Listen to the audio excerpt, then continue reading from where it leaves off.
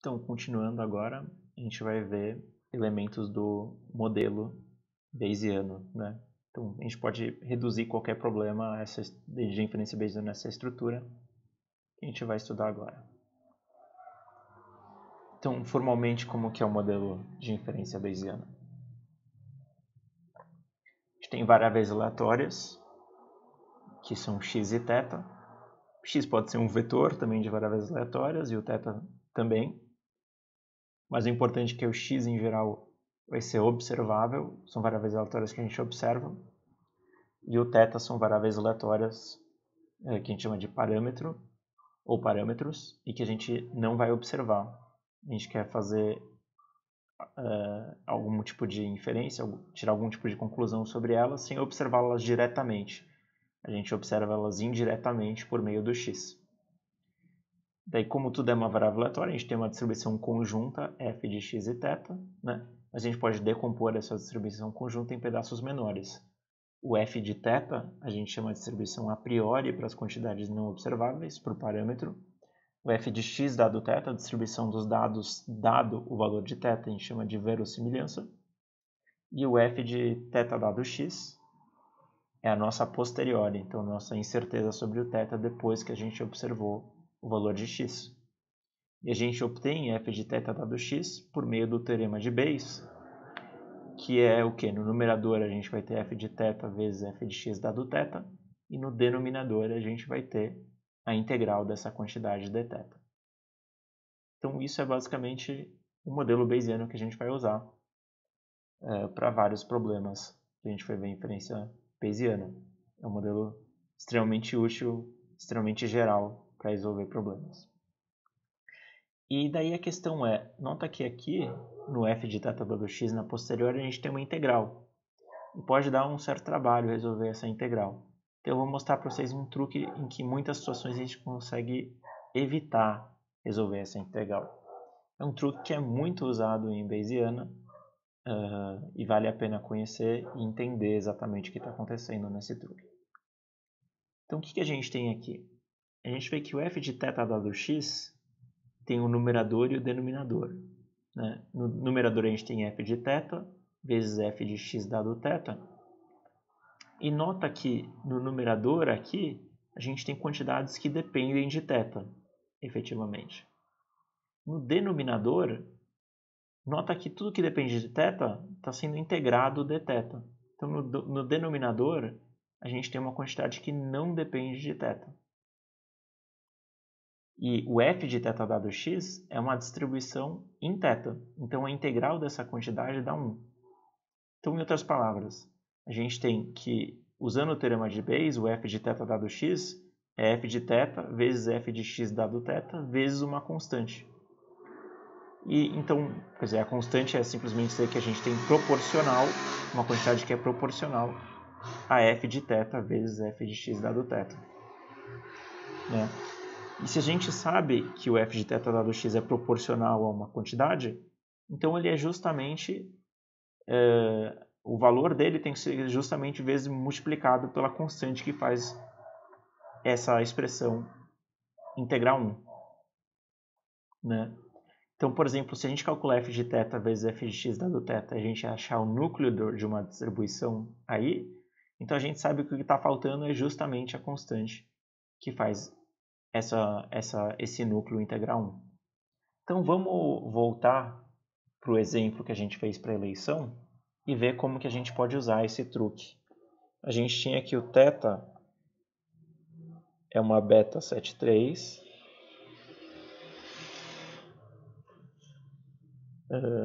e o x dado θ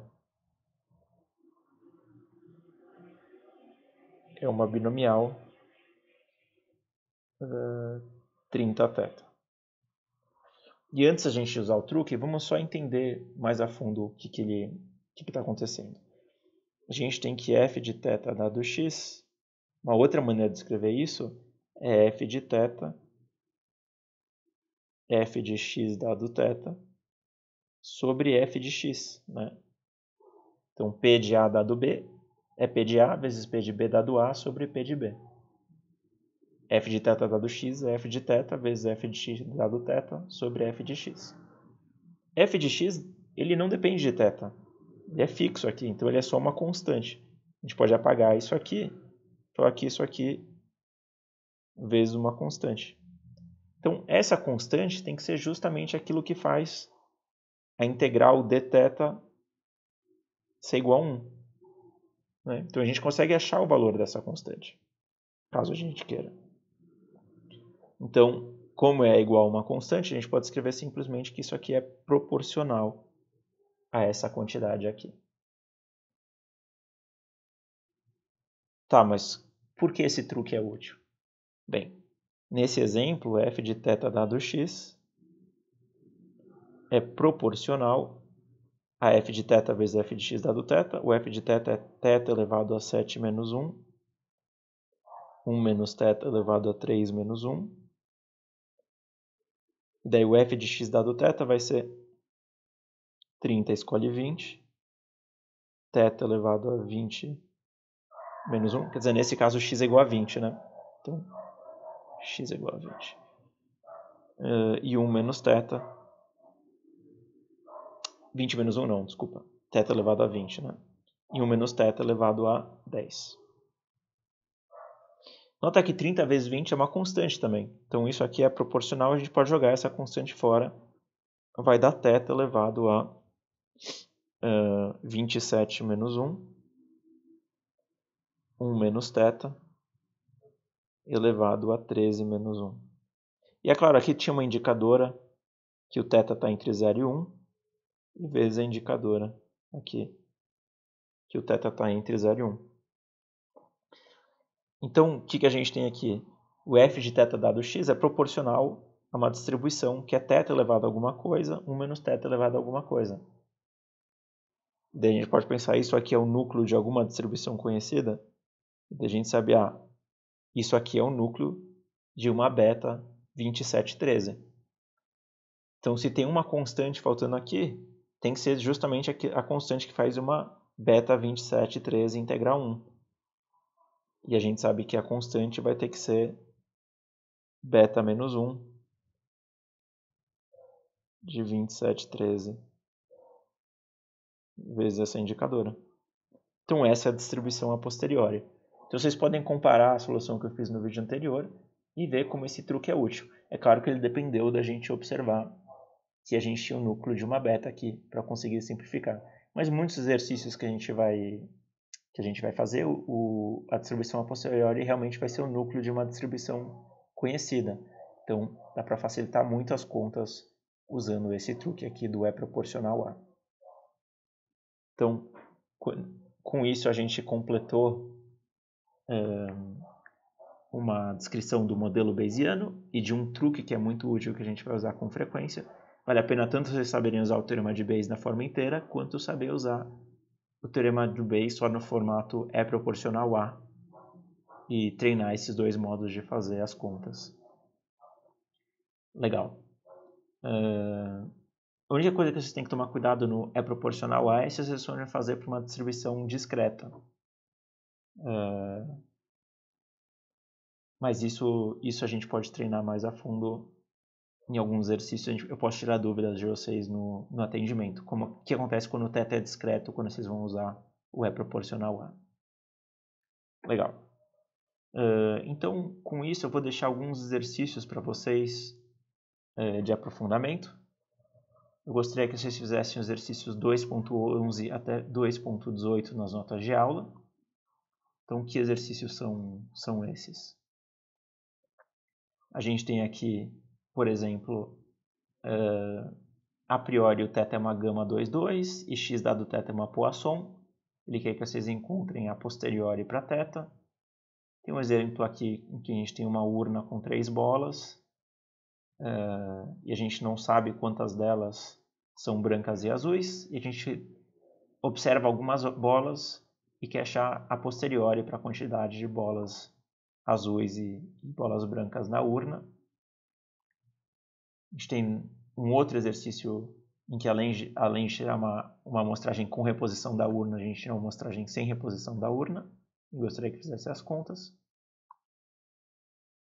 A gente tem um problema de uma doença na população, a gente observa indivíduos com e sem reposição e quer saber qual é a distribuição a posteriori. A gente tem uma normal aqui e a gente quer achar uma distribuição a posteriori para a variância da normal. E daí tem mais um exemplo aqui de linguística, um exemplo de eletrônica aqui, com componente com peças, um exemplo de confiabilidade simples, né? E um resultado aqui que para demonstrar que x1 e xn são independentes dado θ. Então, para mostrar que o f de θ dado x1 xn é proporcional ao f de θ dado x1 até xn menos 1 vezes f de xn dado θ.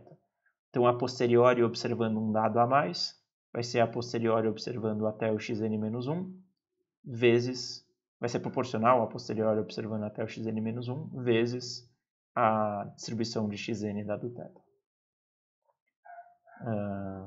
Então, esses são os exercícios de 2.11 até 2.18. Daí, além desses exercícios, pode valer a pena também voltar aqui e nos exemplos que eu passei, pensar que no caso em que, ao invés de só aplicar um exame de PCR no Luben, fosse aplicados N exames independentes, ou 2 exames independentes, e os dois indicam que tem Covid, e fazer as contas para achar qual é a probabilidade a posteriori do Luben ter Covid com base nesses 2 exames ou nesses N exames. E também no exemplo de eleição, pode valer a pena fazer as contas se, por exemplo, 10 pessoas indicassem que elas iam votar no C. Tá bom? Então, com isso fica aí alguns exercícios de fixação. E na aula de atendimento eu posso tirar dúvidas sobre eles ou sobre quaisquer conceitos que a gente viu nesse vídeo. Então, até lá!